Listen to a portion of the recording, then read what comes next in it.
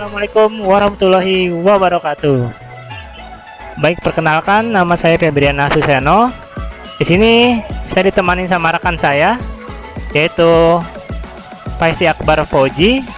Kami akan membahas di video kali ini mengenai metodologi OR atau MS.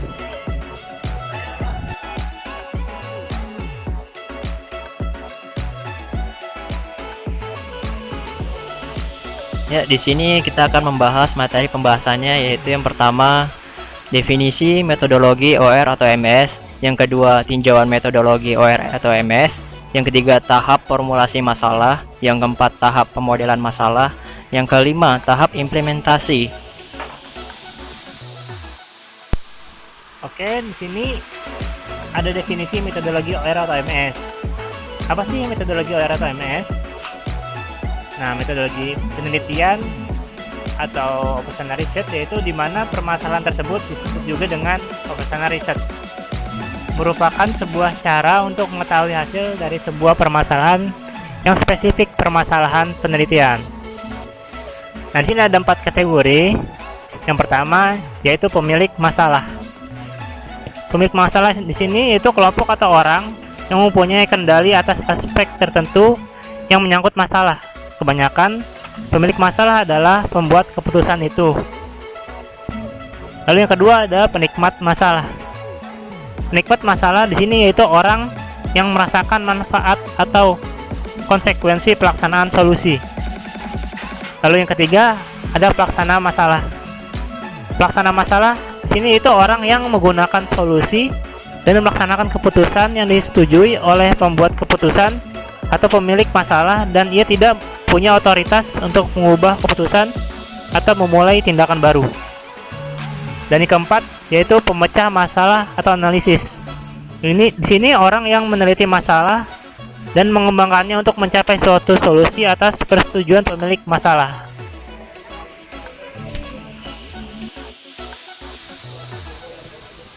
Ya, pembahasan selanjutnya yaitu tinjauan metodologi. Yang pertama itu ada formulasi masalah, yaitu meringkas situasi permasalahan, mengidentifikasi masalah untuk dianalisa. Yang ketiga, menggambarkan sistem yang relevan. Yang kedua, ada pemodelan matematis, itu membangun suatu model matematika, mencari solusi yang sesuai, pengesahan dan tes kemampuan, dan analisis kepekaan solusi atau laporan proyek.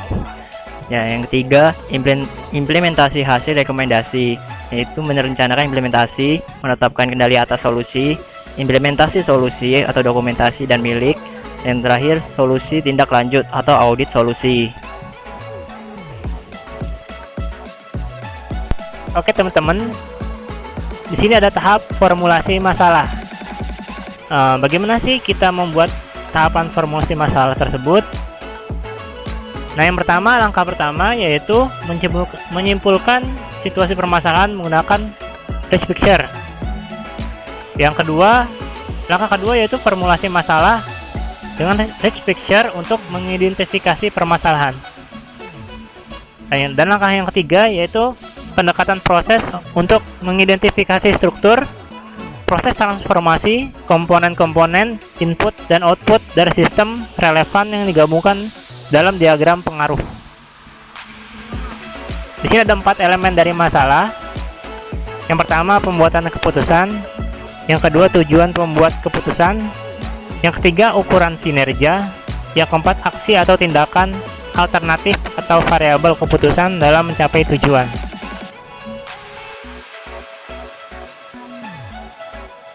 Dari keempat elemen masalah tadi menunjukkan posisi inti dari pemilik masalah atau pembuat keputusan dalam mengasumsikan tahap perumusan masalah yang meliputi 1. Kompleksitas dari pendefinisian masalah. Identifikasi permasalahan sistem selalu menarik untuk dikaji, akan tetapi keterbatasan dana dan waktu sebagai kompensasi penelitian bisa saja menjadi batu sandungan. Untuk itu, dalam sebuah penelitian peran sponsor sangatlah besar. Lalu yang kedua ada proposal proyek. Proposal proyek merupakan bagian kerja yang paling mudah untuk dikritisi pada bidang apapun. Penjelasan dalam presentasi akan sangat berpengaruh terhadap diterima atau ditolaknya proposal. Yang ketiga, perkiraan untung dan rugi proyek. Sebuah proyek akan dipertimbangkan berdasarkan apakah sebanding dengan biaya dan apakah harapan sponsor dapat terpenuhi. Analis harus sepenuhnya memprediksi keuntungan yang akan diperoleh, sehingga memerlukan penyederhanaan model dari proyek.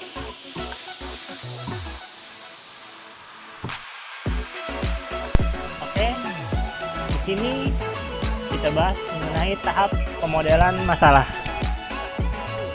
Yang pertama, langkah pertama di sini yaitu pernyataan uraian sistem dalam terminologi kuantitatif. Nah, hal ini meminta adanya cara mengembangkan sebuah spreadsheet untuk hubungan yang kuantitatif dari berbagai variabel sistem dan mungkin saja berguna untuk influence diagram ke dalam satu set hubungan matematika antara variabel dan aspek kuantitatif dari sistem yang mengukur tercapainya keluaran sistem yang diinginkan. Lalu yang kedua, menggunakan model yang kuantitatif. Nah, langkah kedua ini yaitu untuk menyelidiki perubahan-perubahan pencapaian yang tidak dapat dikendalikan dan dapat atau tidak dapat diawasi, yaitu ruang solusi. Tujuannya adalah akan ditemukan solusi yang lebih disukai dalam kaitannya dengan masalah kepemilikan secara objektif. Jika pemilik masalah lebih tertarik pada suatu sasaran yang utama saja, sebagai contoh, ukuran pencapaian solusi optimal adalah laba yang maksimal. Yang ketiga yaitu menetapkan kredibilitas model. Yang keempat, memberikan paparan perubahan secara sistematis, yaitu akibatnya dan bagaimana solusi optimal dipengaruhi secara individual atau bersamaan oleh berbagai input yang tidak dapat dikendalikan yang masuk ke dalam sistem jika telah terjadi kesalahan dalam memasukkan nilainya. Nah, pada tahapan akhir dari fase permodelan, seorang analis mempersiapkan laporan proyek yang mendetail mengenai analisis yang digunakan dalam laporan proyek dengan menghindari penggunaan bahasa OR atau MS.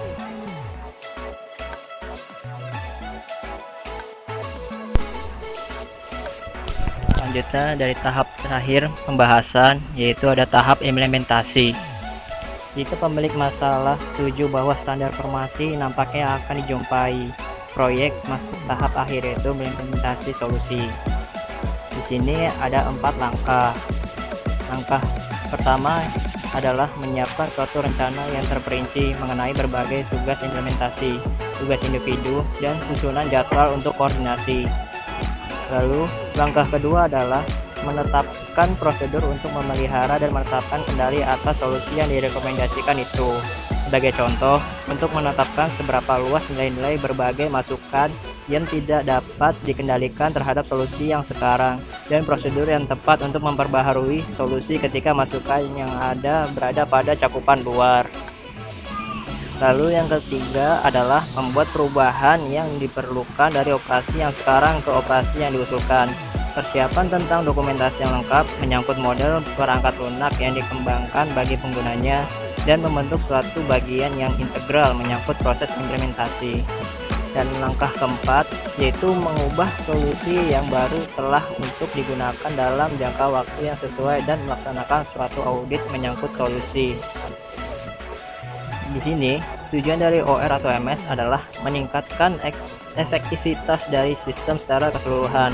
Peningkatan seperti itu bagaimanapun akan dijamin aman jika solusi untuk masalah telah ditetapkan. Pengamanan implementasi suatu solusi memperlihatkan perumusan dan tahap modeling. Semua ukuran untuk meningkatkan kesempatan implementasi secara penuh harus diaktifkan dan direncanakan sejak dari permulaan menyangkut proyek sampai taraf tertentu. Perencanaan dan perhatian untuk implementasi dari tiap-tiap permulaan suatu proyek tetap dijaga untuk semua langkah-langkah yang menyangkut metode OR atau MS.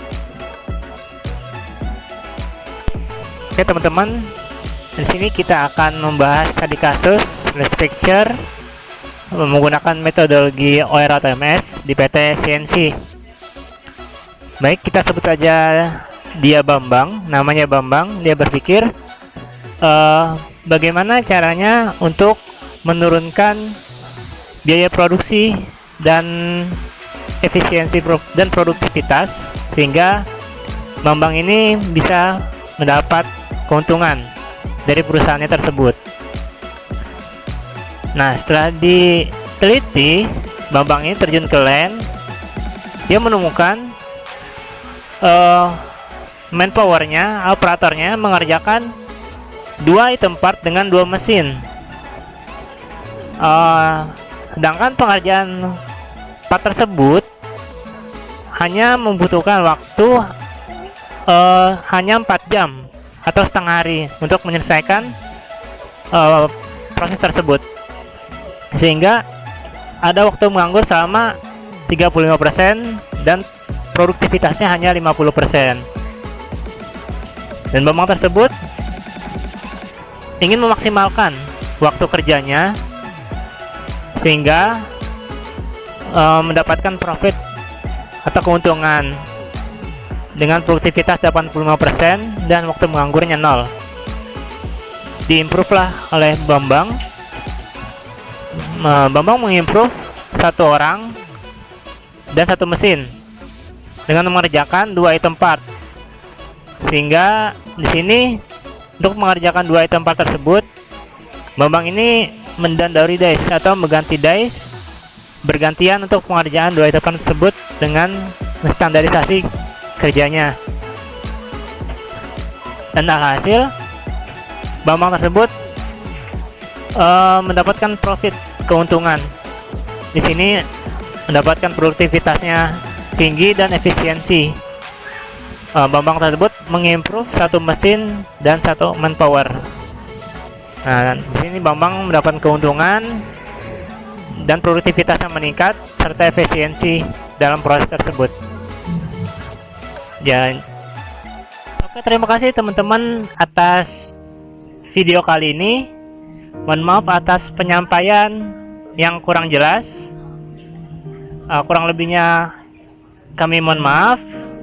Dan jangan lupa di like dan subscribe video ini, karena like dan subscribe ini gratis. Terima kasih. Wassalamualaikum warahmatullahi wabarakatuh.